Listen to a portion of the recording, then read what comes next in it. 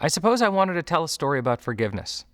I wanted to tell a story about 3 generations of a family, about a mother who doesn't know her father, a granddaughter who doesn't even realize who she is yet. I've always loved stories about characters who find out that they are unique, who find out that they are special. Every one of us has gone looking through our grandparents' attic or basement, hoping to find something that, solves some mystery or lets us in on some secret about our past. We hope to find out that we are special, that we are significant. And this is the moment I wanted to explore.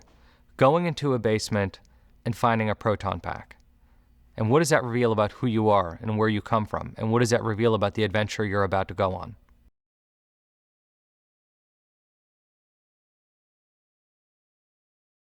Ghostbusters Afterlife is a movie about family inside and out, and it is much about the passing of torch, metaphorically, and the passing of a proton pack.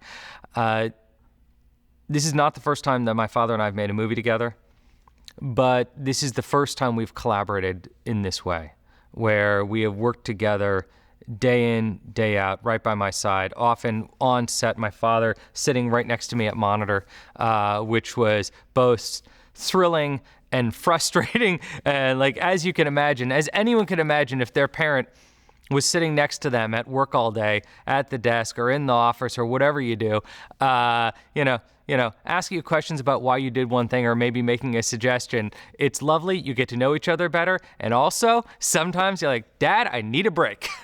But it was the great bonding experience of my life, of my father and I.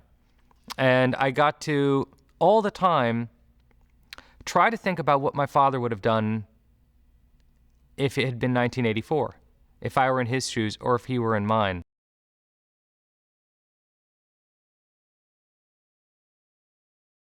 We found our way back into the original footage from 1984, and I would actually get to hear him off camera on set giving directorial notes, and I would try to think about, why did he make these choices?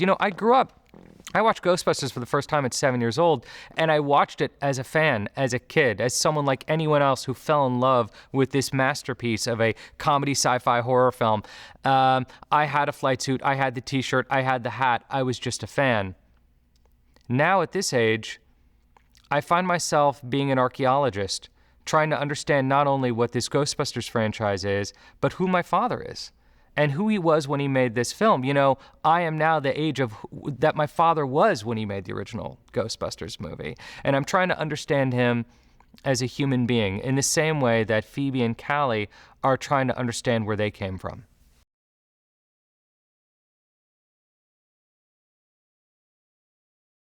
Phoebe finds his PKE meter, and her grandfather leads her down into a secret basement where we find all the ephemera of the Ghostbusters world. The flight suit, the proton pack, and a bunch of Easter egg details that, if you are willing to go frame by frame, will be very rewarding.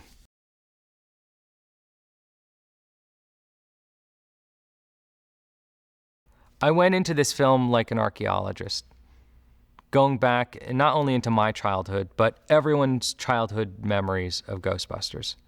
I want the audience to feel like Phoebe. I want them to feel like they're going down into the basement and uncovering these things that they love from their childhood. The proton pack, the trap, the PK meter, the flight suits, the Ecto-1. I wanted Afterlife to be a movie that handed the franchise to the audience one idea at a time, whether it's a joke or a sound effect or a piece of music or a vehicle or a ghost.